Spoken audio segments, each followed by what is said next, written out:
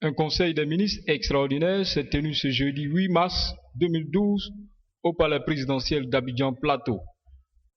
L'ordre du jour était consacré principalement à la démission du Premier ministre Soroki Bafoury Diom, ministre de la Défense. Ainsi, après 5 années passées à la primature, le Premier ministre Soroki Bafoury Diom a rendu sa démission au cours d'un conseil des ministres extraordinaire. Dès l'entame de ce conseil, qui a commencé effectivement à 16 h comme prévu, le président de la République, son Excellence M. Alassane Ouattara, a pris la parole pour introduire la séance. Et puis, c'est au tour du Premier ministre qui, dans un bref exposé, a présenté sa démission ainsi que celle de l'ensemble du gouvernement au président de la République. En réponse à cette démission, le président de la République va rendre un vibrant hommage au Premier ministre en rappelant les actions que celui-ci a posées, du dialogue direct avec l'ancien pouvoir à sa prise de position lors de la crise post-électorale. Monsieur le Premier ministre, selon le principe de séparation des pouvoirs, vous avez remis votre démission ainsi que, bien naturellement, celle du gouvernement. J'en prends acte. Je voudrais vous rendre hommage pour le rôle que vous avez joué pour le rétablissement de la démocratie dans notre pays. Vous avez fortement contribué à la mise en œuvre de l'accord politique de Ouagadougou. Grâce à vos efforts inlassables, vous avez amené la Côte d'Ivoire à des élections libres et transparentes en 2010. Cela n'a pas été chose facile. À l'occasion de la grave crise post-électorale que notre pays a traversée, vous vous êtes mis du côté de la vérité et de la démocratie. Et votre action a été plus que déterminante. Au terme de ce conseil des ministres extraordinaire, le président de la République et le Premier ministre se sont séparés sur une poignée de main devant l'esplanade du palais présidentiel. Le Premier ministre démissionnaire va faire sa déclaration à la presse avant de prendre congé au volant de son véhicule. Mesdames et messieurs les journalistes, je viens à l'instant de remettre à son Excellence le Président de la République ma démission de mes fonctions de Premier ministre, ministre de la Défense. En effet, la Commission électorale indépendante vient de proclamer dans le courant de la journée les résultats définitifs de l'élection législative, confirmant ainsi du coup ma qualité de député de la circonscription électorale de Ferkessé-Doudou commune. Aussi, voudrais-je d'emblée dire toute ma satisfaction face à l'excellent travail accompli par toutes les institutions impliquées dans le processus électoral, mais aussi ma joie de noter que notre pays vient ainsi de franchir avec bonheur une étape essentielle dans notre quête commune de démocratie. Dès lors, il me revenait de tirer toutes les conséquences qu'induisent les règles du jeu démocratique. Ceci implique, de fait, le principe sacro-saint de la séparation des pouvoirs tel que l'a consacré notre Constitution. Vous l'aurez compris, cette situation, certes heureuse, entraîne cependant une incompatibilité entre mes fonctions précédentes au sein de l'exécutif et celles nouvelles au sein du législatif. En quittant ce jour mes fonctions de Premier ministre, ministre de la Défense, en accord et en harmonie avec son Excellence, Monsieur le Président de la République, mes premières pensées vont à l'endroit de ma famille, qui a tant souffert le martyre de mes longues absences et des frayeurs des tentatives d'assassinat dont j'ai régulièrement été l'objet, ainsi qu'à mes enfants que je n'ai pas eu le privilège de voir grandir, absorbés que j'étais par les lourdes charges du devoir. mes pensées vont plus naturellement vers le peuple de Côte d'Ivoire qui m'a honoré de sa confiance durant les 9 années où j'ai exercé au sein de l'exécutif. 4 ans en tant que ministre d'État, 5 ans en tant que Premier ministre. Toutes ces années ont été émaillées de joie, mais surtout de souffrance et de douleurs vives. Ensemble, nous avons payé un lourd tribut au combat pour la démocratie. À cet instant précis, je pense à tous mes proches, à nous, mais surtout à tous ces valeureux citoyens anonymes qui ont perdu la vie sur le chemin de la liberté. Je m'incline respectueusement en leur mémoire.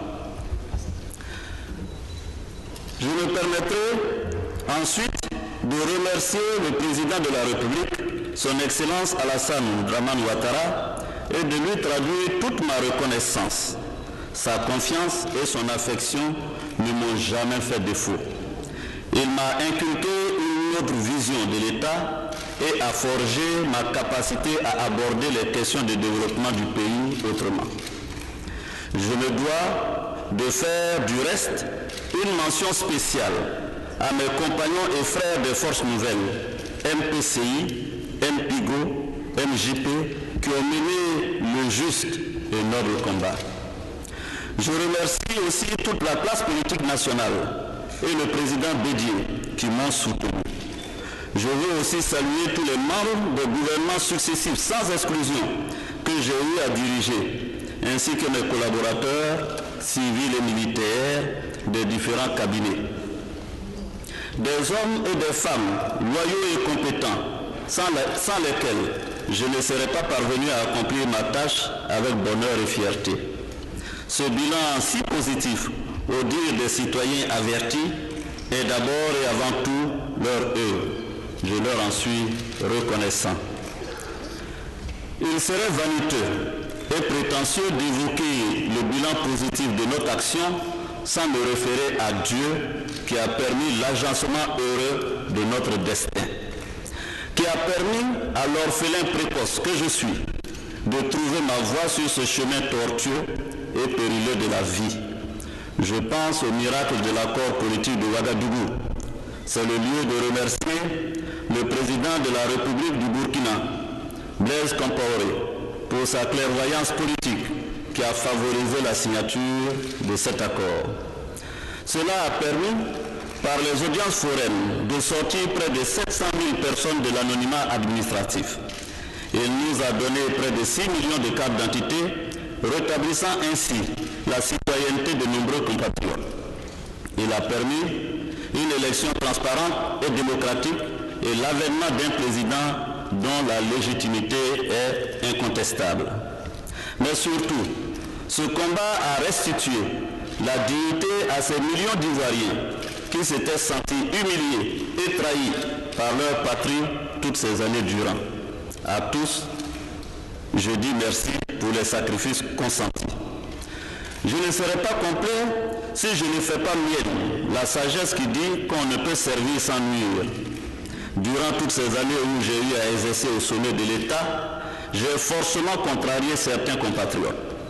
Mes décisions ont pu nuire à d'autres. Je veux tout simplement demander pardon à la nation et à tous ceux qui ont souffert de ma gouvernance. Je prie Dieu pour qu'il trouve en ces petits mots simples, mais qui viennent du fond du cœur, l'apaisement. Je pars donc de la primature, le cœur léger, l'âme en paix, avec le sentiment du devoir bien accompli. Je reste et demeure à la disposition du président de la République. Je souhaite bon vent à la brillante personnalité qui ne manquera pas d'être nommée sous peu par le président de la République. Je l'assure d'emblée de tout mon soutien, ainsi que celui de tous mes collaborateurs. Je réaffirme une fois encore ma disponibilité à servir mon pays en tant que député de la nation et disponible pour toute autre mission que le président voudra bien me confier. Pour la suite, ne dit-on pas qu'on rencontre sa destinée souvent par le chemin qu'on emprunte pour l'éviter? Alors, laissons le destin s'accomplir. Merci à tous du fond du cœur. Nous avons recueilli pour vous quelques réactions des membres du gouvernement démissionnaire. Mais bon, dans la marche d'une nation, c'est toujours comme ça. Il y a des moments douloureux, il y a des moments de bonheur. Donc aujourd'hui, nous sommes dans une situation où quand même on part le cœur en peine parce que notre chef de gouvernement avec qui on a toujours travaillé en parfaite harmonie, on a abattu un travail considérable en 8 mois qui aujourd'hui a rendu sa démission et partant la démission de tout le gouvernement. Donc ce qui fait que bon, nous avons effectivement un petit pincement au cœur. Mais on pense que le chef de l'État, qui est un homme clairvoyant, va mettre en place une autre équipe qui sera aussi dynamique que celle qui vient de partir. Donc nous espérons que le président de la République va démarrer le développement du pays comme il a toujours annoncé et que d'ici à l'horizon 2020, la Côte d'Ivoire sera un pays émergent. Voilà, merci. Dans toutes les démocraties, après les élections législatives, un nouveau gouvernement est formé et il se trouve que de nombreux ministres, 25 pour être précis, ont été élus députés, dont le Premier ministre. Et la CEI vient de donner les résultats définitifs de ces élections.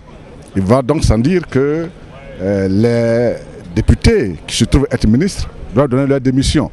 C'est ce que le chef du gouvernement vient de faire. Donc ce sont les règles normales de fonctionnement d'une démocratie. Il appartiendra au chef de l'État de former un nouveau gouvernement et s'il lui plaît de rappeler certains d'entre nous au gouvernement, nous le ferons avec plaisir. Dans tous les cas, là où nous serons, nous servirons la Côte d'Ivoire avec dévouement et nous sommes au service du chef de l'État. Merci beaucoup. Le Premier ministre, très tôt, et je l'ai suivi pendant toute la période difficile que nous avons traversée, de Marcoussis à Accra, d'Accra en Afrique du Sud, ici au Burkina. Je crois que c'est un homme de très grande qualité, un homme de devoir que j'ai eu à côtoyer et que je respecte. Évidemment, il quitte la primature, mais comme il a dit, il reste au service aussi d'un très grand homme, le président Alassane Dramane Ouattara, qui sait quelle place chacun d'entre nous en Côte d'Ivoire doit occuper pour que la Côte d'Ivoire tourne cette page triste de notre histoire et que nous nous engageons résolument vers le développement de notre pays. Je vous remercie. Au plan émotionnel, vous savez que toute séparation est douloureuse.